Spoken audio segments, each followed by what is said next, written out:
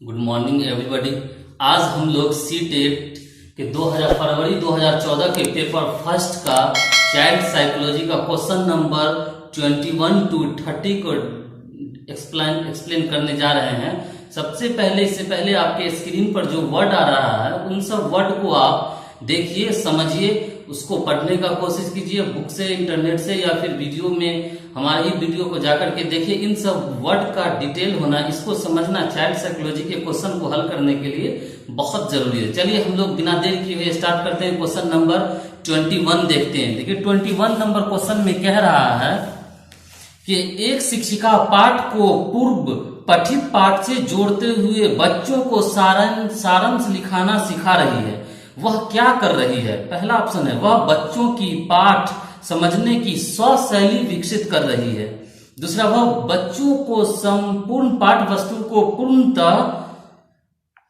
रूप से पढ़ने की आवश्यकता का संकेत कर रही है। तीसरा, वह आकलन की दृष्टिकोण से पाठ वस्तु के महत्व को पुनर्बलित कर रही है। चौथा है, वह विद्यार्थियों की सामर्थ्य अनुकूल स्मरण करने की प्रेरित कर रही है।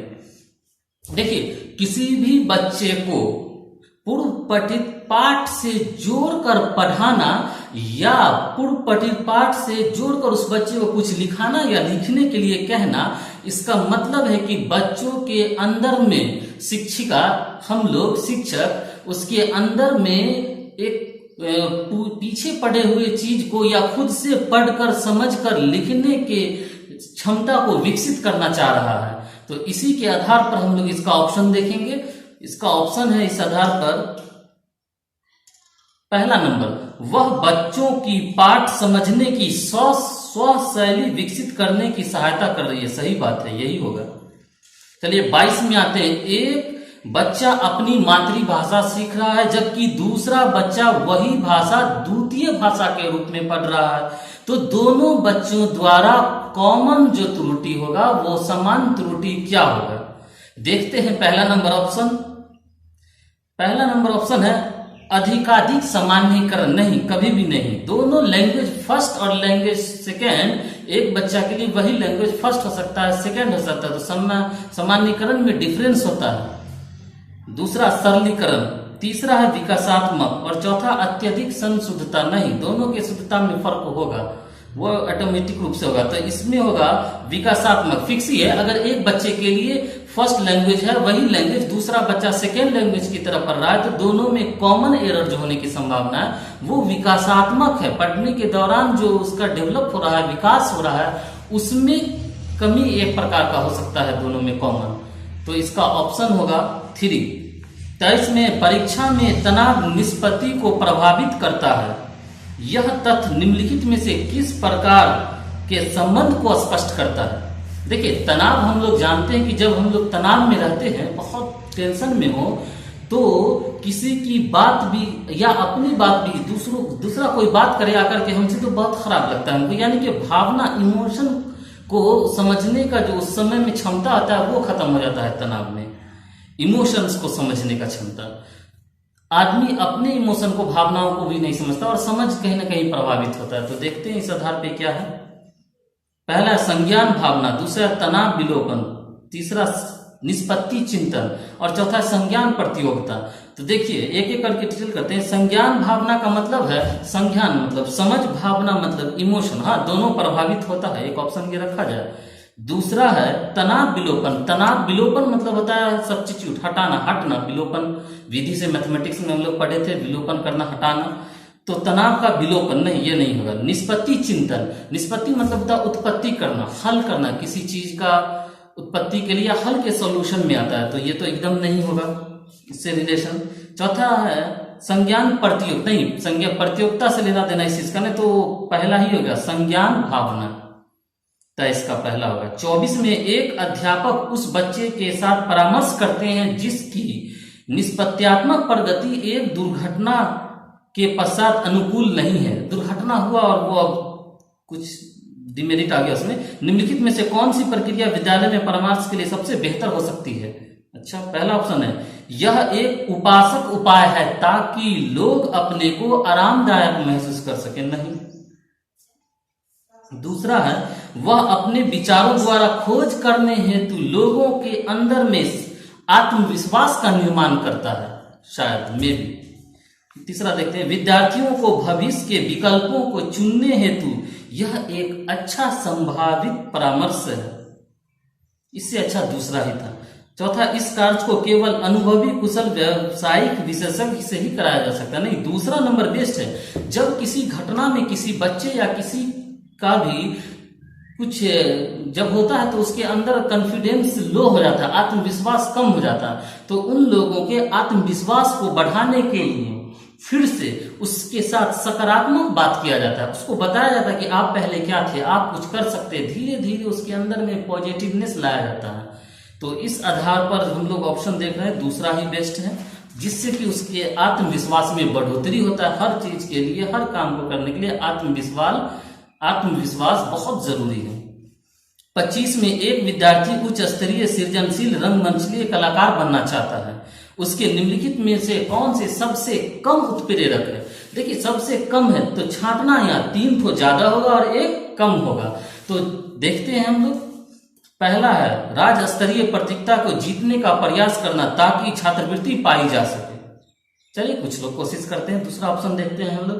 दूसरा है अपने रंगमंचीय कलाकार साथियों के साथ सहानुभूतिपूर्ण स्नेह तथा सहयोगी संबंध। एकदम आप क्रिकेटर बने, खिलाड़ी बने, संगीतकार बने, कुछ भी बने, आपको अपने साथियों के साथ, अपने आसपास के लोगों के साथ बहुत सिंपैथी रखना पड़ेगा, स्नेह का व्यवहार करना पड़ेगा उस क्षेत्र में बहुत आगे बढ़ने के लिए। तो ये लाइन सपोर्टिव है इस चीज में।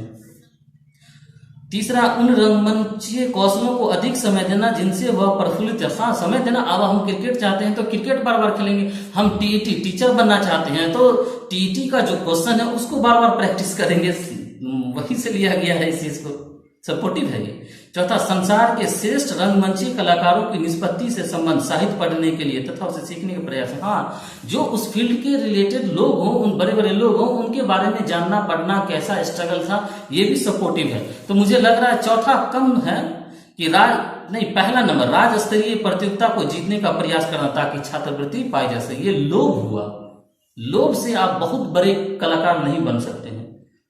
26 है, इनमें से कौन सा सिद्धांतकार यह मत स्पष्ट करता है कि बच्चे अपनी वृद्धि व विकास हेतु कठोर अध्ययन करते हैं? एकदम फिक्स लाइन है ये मैस्लो का, अब्राहम मैस्लो का।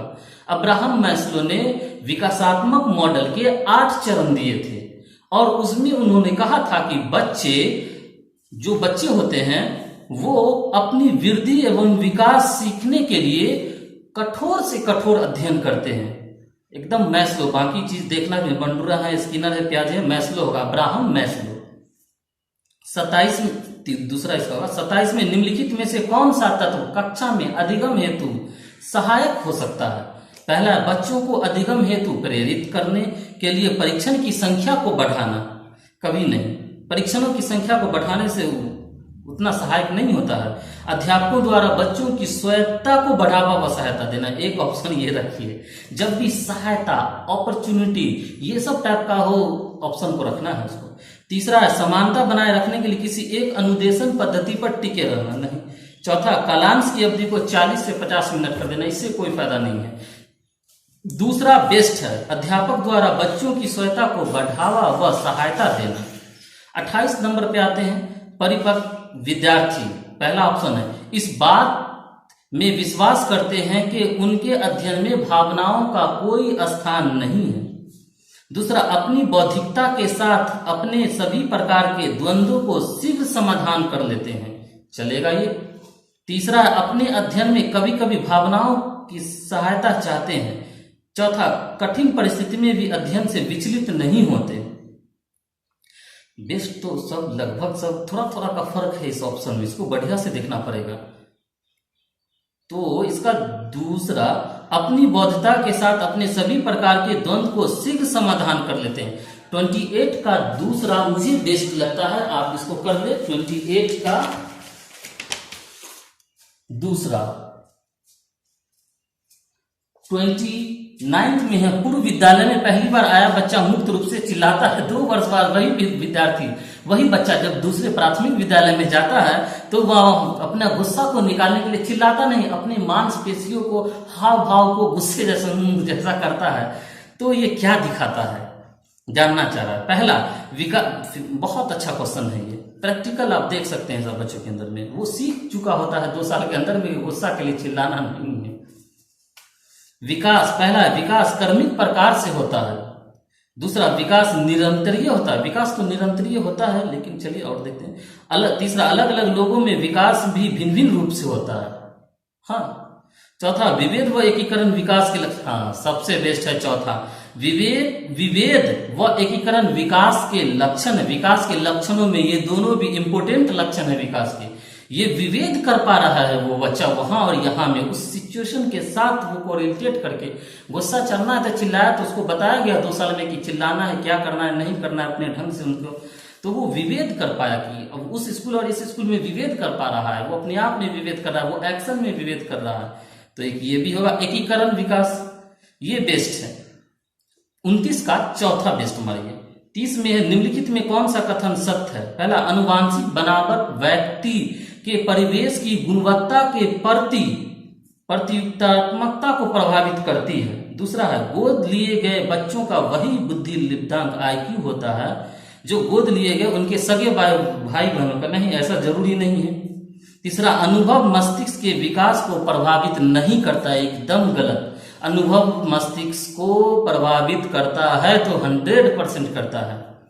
नेक्स्ट है चौथा, विद्यालयकरण का बुद्धि पर कोई प्रभाव नहीं पड़ता है। हम विद्यालय में जाते हैं तो समाजीकरण भी सीखते हैं, परिवार में रहना भी सीखते हैं, जोड़ गुना घटाव भी सीखते हैं, भूगोल पर्यावरण बहुत सारी बातें सीखते हैं, पढ़ता है तो गलत है। तो इस आधार पर मुझे सब पहला लग रहा है, अनुवांशिक बनावट व्यक्ति के परिवेश की गुणवत्ता के प्रति प्रतियोगितात्मक के प्रभावित करती है। तो इसका पहला आप लोग टिक कर लेंगे। दोस्तों ये कैसा लगा वीडियो आपको, आप फीडबैक में कमेंट में हमें जरूर बताएं। अगर आप मेरे चैनल पर नए हैं तो इस चैनल को सब्सक्राइब कीजिए, लाइक कीजिए और शेयर कीजिए। Thank you very much.